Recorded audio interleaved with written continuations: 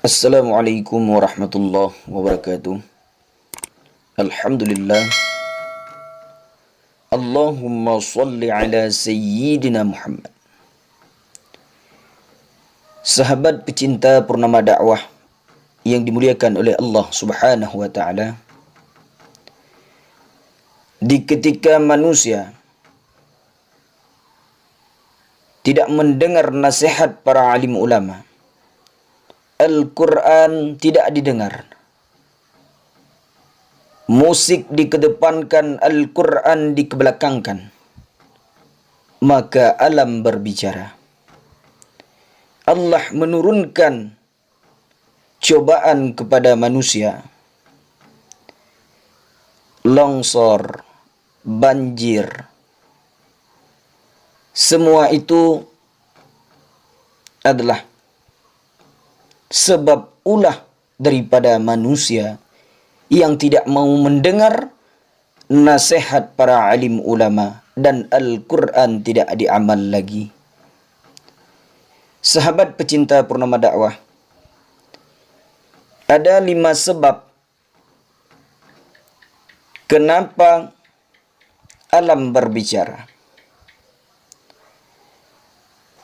Yang pertama, Allah menurunkan murkanya Allah. Alam berbicara karena banyaknya maksiat. Surat Yasin ayat 19. Qalu ta'irukum ma'akum a'in zukirtum bal antum qaumun musrifun. Musibah itu adalah kesalahanmu sendiri. Sebab dengan kita banyaknya maksiat sehingga Allah memperingati kita. Dengan kita bermaksiat kepada Allah, alam berbicara. Itulah sebab yang terutama. Dan sebab yang kedua, dikala kita melihat kemaksiatan, tidak ada rasa benci dengan kemaksiatan tersebut. Sebagaimana surat An-Anfal ayat 25, dan peliharalah dirimu dari siksaan yang tidak hanya menimpa orang-orang yang zalim saja, tapi orang lain juga kena. Dikala Allah menurunkan musibah, bukan hanya orang-orang yang zalim, yang tidak mau menyembah Allah saja, akan tetapi orang lain juga kena imbasnya. Ustadz Zainuddin MZ pernah berkata, yang mabuk memang elo, yang judi memang elo, tapi di ketika kemaksiatan telah banyak, Allah turunkan musibah, yang kena bukan lo saja, tapi orang lain juga merasakannya. Maka di ketika kita melihat kemaksiatan, cegahlah semampu kita. Jangan kita bertambah cinta kepada kemaksiatan tersebut. Sahabat pecinta Purnama Dakwah,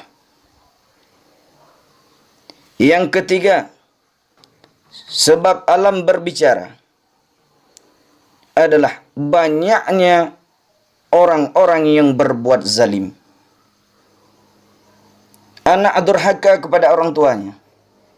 Istri membangkang, tidak mematuhi suaminya. Seorang murid tidak berlaku baik terhadap gurunya. Dan seorang sahabat tidak bersikap yang baik dengan sesama. Itulah sebab yang ketiga. Dan sebab yang keempat, alam berbicara karena sebab musibah. Alam berbicara itu sebab ulah tangan daripada manusia. Sebagaimana surat Ar-Rum ayat 41, dhaharal fasadu fil barri wal bahri bima kasabat aydin nas. Telah tampak kerusakan di darat dan di laut disebabkan perbuatan tangan manusia. Ulah manusia. Maka alam berbicara. Yang kelima adalah pemimpin yang zalim. Di ketika pemimpin telah tidak patuh, di ketika pemimpin bersumpah palsu, demi Allah, saya akan jujur. Demi Allah, saya tidak korupsi. Demi Allah, saya akan selalu melihat masyarakat saya. Tapi dikala pemimpin hanyalah bersumpah palsu, namun ia tidak menjalankan sesuai yang telah ia bersumpah di hadapan Al-Quran, ya dia bersumpah kepada Allah, maka turunlah musibah. Hadirin pecinta Purnama Dakwah yang dimuliakan oleh Allah. Begitu pula, dikala seseorang berbuat kemaksiatan, bukan hanya dia yang kena, tapi orang lain juga kena imbas. Maka hadirin pecinta Purnama Dakwah, jadikanlah harta, jadikanlah kedudukan, jadilah kesempatan ini hanyalah untuk berubudiyah kepada Allah Subhanahu wa taala. Jadikanlah titipan Allah sebagai kita untuk mendekatkan diri kepada Allah. Man shara 'ala darbi wasala.